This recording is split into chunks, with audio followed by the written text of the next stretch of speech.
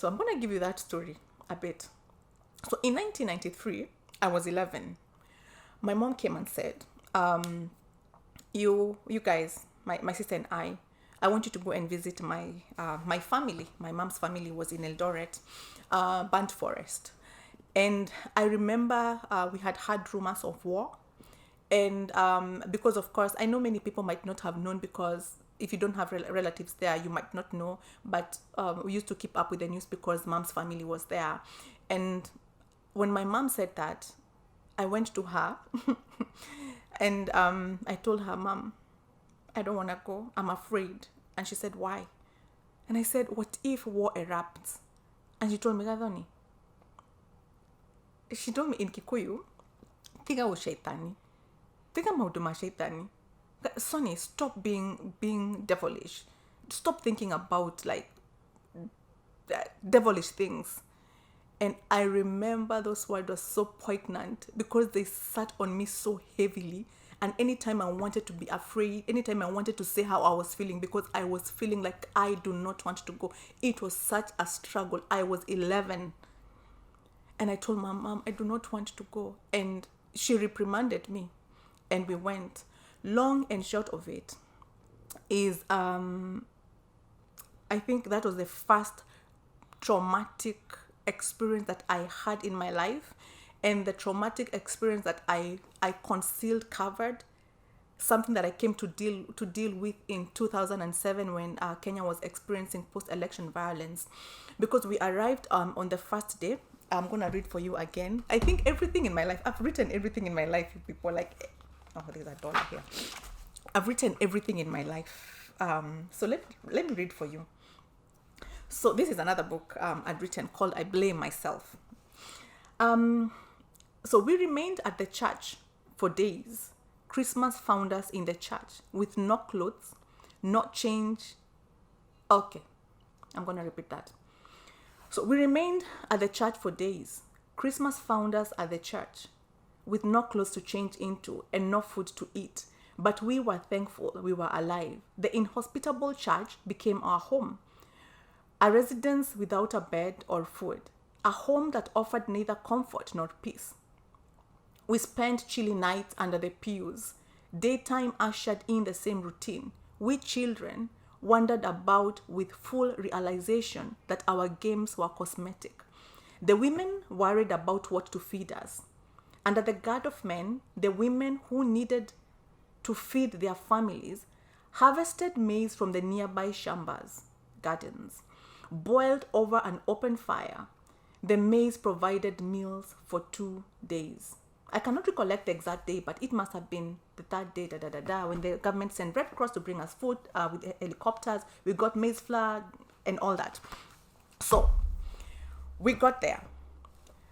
Day one, we were going there for Christmas. So I think we got there on 23rd. So we arrived 23rd, 22nd, 23rd, on 24th, around there. I was in the bathroom. This is like 2 days after our arrival. I'm in the bathroom. Then my sister comes banging the bathroom door. Sonny, come out, come out, come out. I wore the clothes that I had. I left the wet clothes. I wore whatever I had upside down. And we started a journey that took hours, a journey that was scary, traumatizing. We walked through the woods. We walked into rivers that had been that did not have bridges because people had removed them intentionally so that we don't cross over. We walked into the water, and I had 3 major traumatic experiences. 3 experiences that haunted me for a very, very long time in my life. And the worst was seeing someone being killed. Like the image of that man has never left my face. And we got into the church, and now that's where I've read. We got into the church. We stayed there for days, and life was miserable. It was scaring. It was terrifying. It was horrific. So we stayed there for so long, not knowing our fate. And yeah, it was such a long trip. It was a long visit. I don't know, it took a month. It took for before we went back home, and eventually we went back home. But these things have clearly remained with me. And I went for therapy in 2007 after or during the post-election violence, because that is when I started reliving the traumatic experiences I had gone through. And that is when I went for counseling, and I unpacked so many things, because I couldn't even watch news during the post-election violence, because like news used to trigger me so bad. So this is what I reminded my mom of. I said the same feeling I had is the same feeling I have now.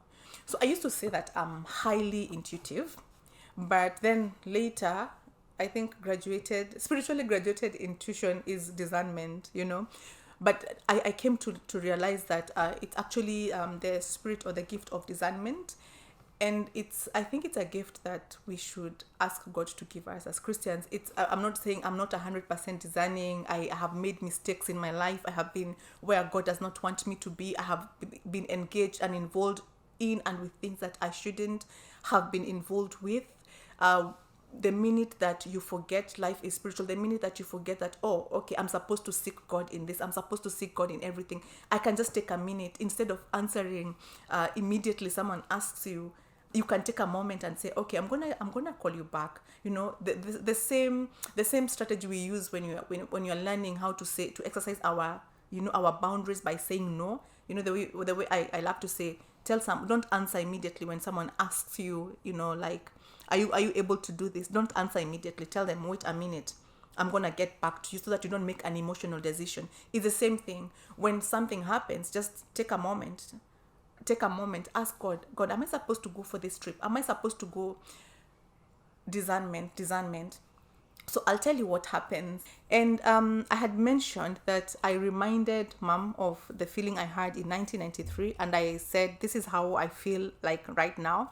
And she told me, Kadhani, this time I feel like I'm convinced, because I had a dream. And in this dream, your dad featured, and this is what happened, and this is what he said, and she gave me her dream, and I've detailed that in my book, and Scars Become Stars. And I was like, okay, fine. I was convinced, but I didn't have peace. I cannot forget like how I felt, and I thought probably it's because we are leaving home. It was so abrupt. Within 4 days we were moving. I want you to know, and I might sound so redundant when I say this, that the devil uses the same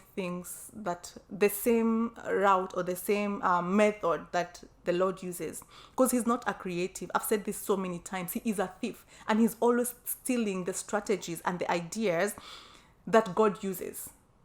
He does not have anything of his. He's not an original. So if God speaks to us through dreams, and I hope you believe that God speaks to us through dreams, the devil will also do that. The devil can also manipulate your dreams. So I believe this was one of those. So we move in, and just before I say that, let me say also that the devil has plans for you. The devil has plans for you. The same way that I know the plans I have for you, plans to do you good and not evil. The devil has plans for you to do you bad and to do you evil, to harm you. Read that scripture, Jeremiah 29:11. Read it in reverse. That is exactly what the devil has for you. So we move into this place, and I would say that this is the place that gives me the experiences that have informed my life spiritually to date. This is the move that introduced me to this realm that many people do not even believe. This is the move that opened me up to a world that many people call glorifying the devil, glorifying being demonic and all that. Because I said in the first part that many people don't believe, and I'm not gonna go into that because that is not in my domain. I'm going to send you again to Erica Mokisa's and Tim's channel. I know many people are not going to believe it. I know many people are going to be, like ish about it. But I want to tell you, I believe in that 200% because of the experiences that I had. This is where I learned real warfare. Like in this home, I learned how to do warfare.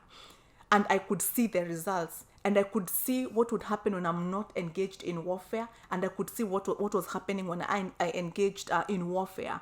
And so many things happened that I wouldn't even go into details. But I saw the devil. Like I saw the devil. I saw the works of the devil. I saw so many things that I cannot talk about. So we stay there for a while, and until God restores us. Until God restores us to back to where He wanted us to be. So this in this part, I just wanted to tell you the lessons that I learned. Number one, I learned that when you have been marked by God, and when your miracle is just about to be released to you, a counterfeit will always come. Or when you're not, I don't even know, what I mean when I say about to be released to you. I'm not talking about the next minute or the next week, but when you are a candidate for whatever blessing it is, the devil will always bring a counterfeit. If the devil is giving you, and when the devil is giving you a counterfeit, it's because he wants to derail you. He wants to hijack the original, because he is afraid when you get this thing, and when you get it from God, this is how you're going to manifest, and this is going to be, this is going to terrorize my kingdom. So he will always interfere. He will always interrupt with a blessing. And I believe this is what happened, because this thing just dragged us, and it just became something else in our family. So I learned that poverty is an open door for the enemy. Loss and lack, we had just lost our dad. Loss and lack is an open door for the enemy. And this is one of the devil's gateway. The devil is always preying on poor people. The devil is always preying on you when you are experiencing loss, when you're going through grief, when you're going through separation and divorce. The devil is always preying to bring you counterfeit, to derail you even more.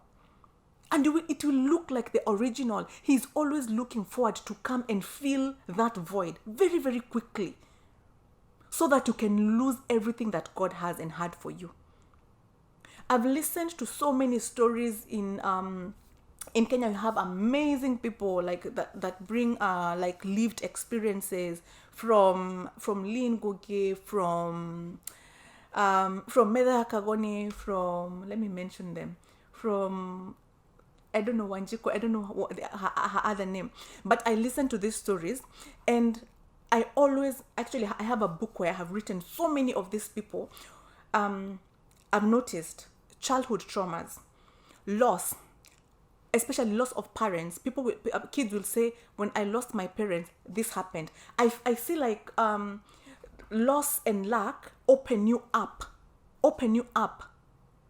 to a lot of abuse, to a lot of torture, to a lot of torment. And I want you to know that God has a plan for you.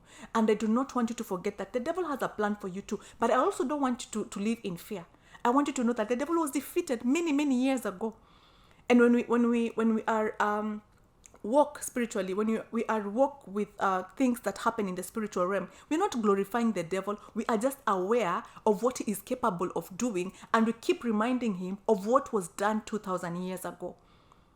So do not let your void open you up to the devil. Do not let your lack open you up to the devil. Do not let your desperation be a door, be the gateway, be the way that the devil is going to get you. The devil knows what you're desperate for, and he's going to bring you that counterfeit thing. So may God watch over you. May God help you close all those doors.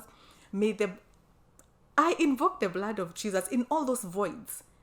May the Lord fill them. May the Lord fill them. So check out. See you in the next part. Stay tuned. keep learning, keep getting empowered, and God bless you. God bless you. Check out. Our hearts beat to the city streets. We began to feel the fire. We rise like tall buildings as the chemicals, they take us higher. The night's young and it's just